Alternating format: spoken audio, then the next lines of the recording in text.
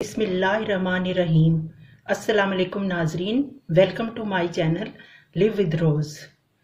नाजरीन, आज मैं आपको देसी घी बनाने का तरीका बताऊंगी।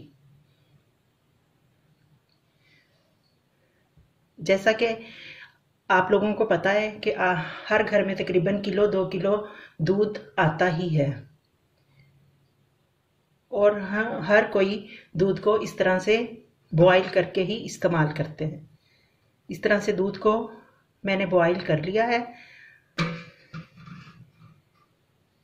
एक बर्तन में पानी ले लें, एक बड़े से बर्तन में पानी, जैसे परात वगैरह में पानी ले लें और बॉईल करने के बाद दूध को उसमें ठंडा करने के लिए रख दें।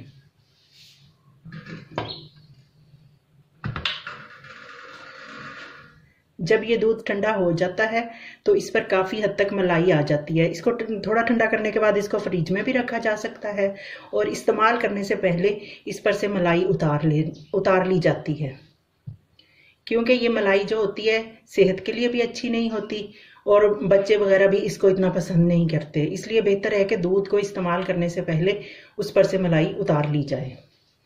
ये चावल पकाने वाला चम्मच मैंने ले लिया है और इसके साथ इस तरीके से दूध पर से यूं मलाई उतर जाती है।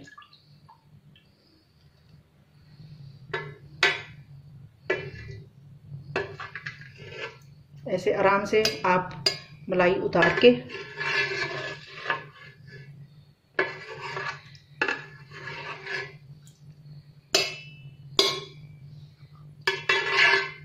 फ्रिज में रख दें। अगर गर्मियों का मौसम हो तो इस मलाई को फ्रीजर में भी रखा जा सकता है और अगर सर्दियों का मौसम हो तो ये फ्रिज में भी ठीक रहती है।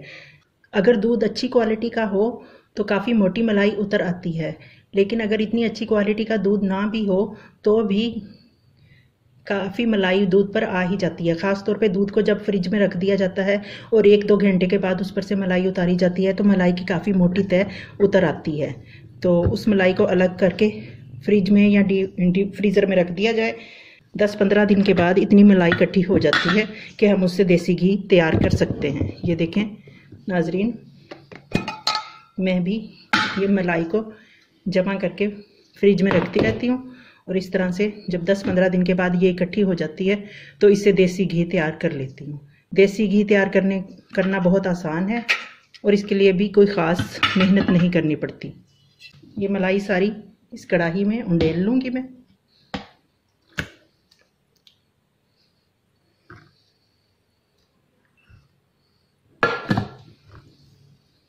ये सारी मलाई जो मैंने 10-15 दिन से इकट्ठी करके रखी हुई है, इसको सारी को मैं इस कढ़ाई में उंडेल लूँगी।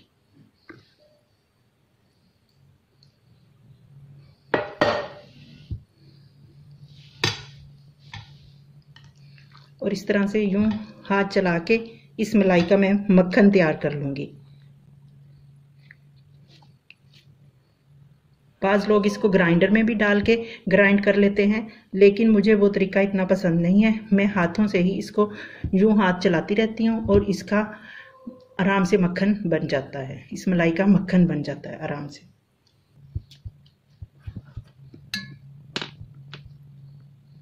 जी नाजरीन, ये 8 से 10 मिनट मैंने यूं इसमें हाथ हिलाया है और ये गाढ़ा गाढ़ा हो गया है और अब इसकी लस्सी अलग हो रही है और मक्खन गाढ़ा होके अलग हो रहा है। ज़रा सब्र और तसल्ली से आपने इसमें हाथ हिलाना है तो ये आराम से मक्खन बन जाएगा। बस एक बात का ख्याल रखना है कि जब आप फ्रीज़र या फ्रिज में से निकालें तो इसे थोड़ी देर के लिए बाहर रख दें मलाई को। जब मलाई रूम टेम्परेचर पर आ जाए तो फिर आपने उसको मक्खन बनाना है।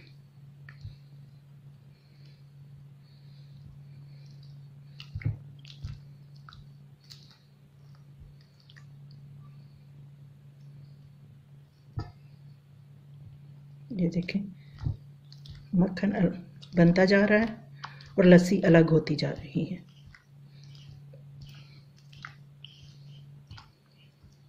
और हमने कुछ भी नहीं किया, ना इसमें कोई जाग लगाई है, ना ही हमने इसको ग्राइंडर में डाला है, क्योंकि अगर ग्राइंडर जग में डालते हैं तो ये बहुत सारा उसके साथ ही चिपक जाता है और इस तरह से हमारा मक्खन ज़ाया होता है। हमारे अपने हाथ की गर्मी की मदद से ये आराम से मलाई जो है ना मक्खन की शक्ल इख्तियार कर लेती है और आराम से मक्खन बन जाता है। जी नाज़रीन, ये देखें कितना खूबसूरत मक्खन तैयार हो गया है।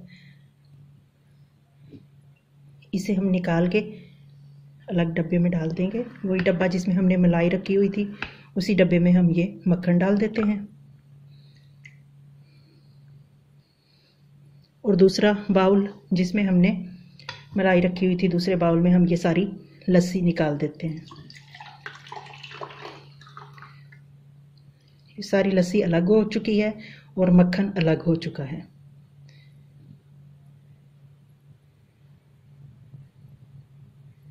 ये देखिए, अब क्या करना है, अब ये मक्खन को दोबारा से हमने इस कढ़ाई में डाल देना है और इसे गरम करके देसी घी बना लेना है। ये जो मक्खन हमारे पास आ चुका है ना, इसको हम दोबारा से इस कढ़ाई में डाल देंगे और इसको चूल्हे पे रख के गरम करेंगे और देसी घी तैयार कर लेंगे।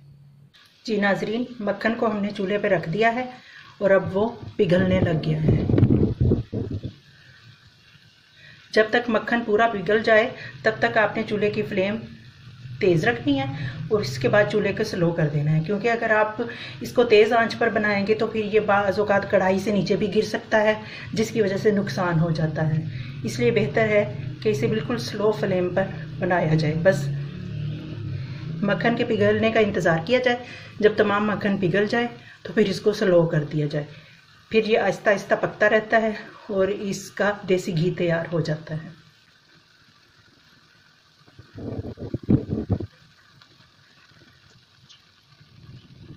जी नाजरीन, ये देखें, देसी घी को पकते हुए 40 मिनट गुजर चुके हैं और अब हमारा देसी घी बिल्कुल तैयार है। मक्खन को यहाँ पकाते हुए हमें 40 मिनट हो गए। हल्की आंच पे पकाया था मक्खन को और इसको 40 मिनट गुजर चुके हैं। अब हम चूल्हे को बंद कर देंगे और हमारा देसी घी बिल्कुल तैयार हो चुका है। इस स्टेज पर कई लोग इसमें आटा भी शामिल कर देते हैं, लेकिन उसकी कोई ज़रूरत नहीं है। जस्ट आपने चूल्हा बंद करके इसको ठंडा होने देना है और फिर दूसरे बर्तन में निकाल लेना है। ये देखें, हमारा घी ठंडा हो गया है। अब हम इसको दूसरे बर्तन में डाल लेंगे। माशाल्लाह, सुभान अल्लाह, बहुत ही खूबसूरत देसी घी तैयार है। आप इसको बस छलनी से छान भी सकते हैं, चाहे तो ऐसे भी नथार के देसी घी को डाल सकते हैं।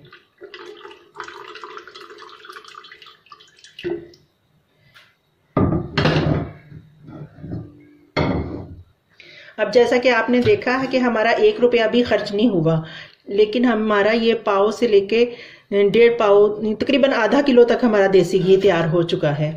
इस तरह से आप भी घर में देसी घी तैयार कर सकते हैं बगैर 1 रुपया भी खर्च किए। अगर आपको ये रेसिपी पसंद आए तो मेरे चैनल को सब्सक्राइब कर दीजिएगा। अल्लाह हाफिज़।